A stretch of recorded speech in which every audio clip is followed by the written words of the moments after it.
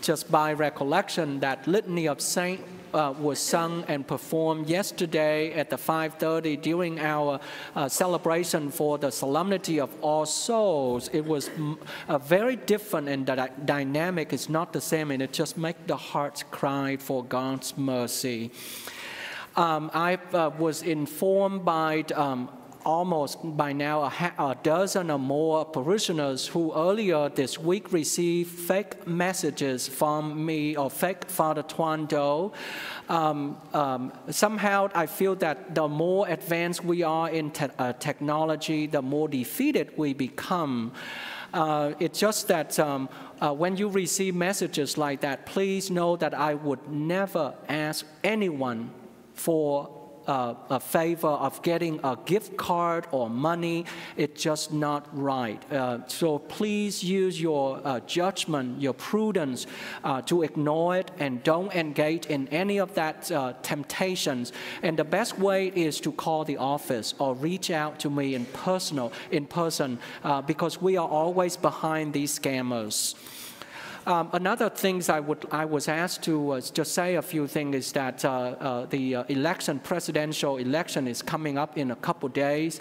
I just wanted to share with you my experience. When I was born and grew up in Vietnam, and I never knew about the privilege of voting or casting a ballot because the political system did not allow us. And many other, at least half the part of the world population have no idea of what a real election is. For example, 1.4 billion people in China has no idea of election is about. Here we are in democratic country, and we have the privilege of exercising our sacred things as a citizens to vote. So vote your conscience.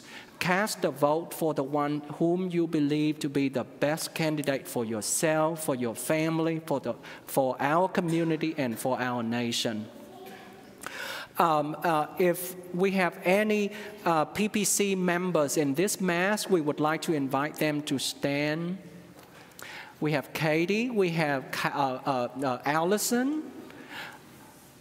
Is that David? Yes, David. They are members of our PPC, and they serve out of their generosity of times and their dedication to the parish. Once a month, we recognize them at Masses. So let us thank them. Oh, and Scott, yes. So let us thank them for their service.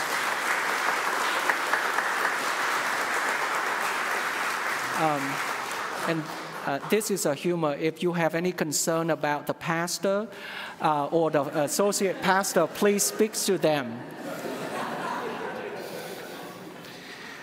On the weekend of the first Sunday of Advent, November 30th and December 1st, the sacraments of anointing of the sick will be administered to everyone at all Masses. More information will be in the bulletin and upcoming weeks. Every day, I learn of something new and good about Epiphany. This past week, I learned that parishioners of Epiphany are good-hearted Catholics. They are very generous in many, many ways. Just one example. First, giving blood is one of the most beautiful gifts of life. This past Tuesday, 49 donors and 7 volunteers, especially Elaine Zeller and Pat Frank, showed up at our blood drive. We netted 46 life-saving units of blood.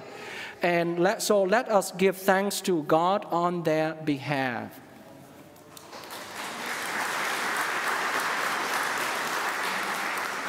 And there are so many ways. And yesterday, the fall cleanup day, I was one of the last persons showed up.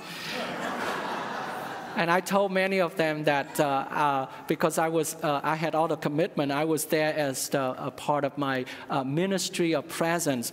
So many of our parishioners came with their tools, and so clean up, sawing trees and other things, and collecting items to box them up and give them.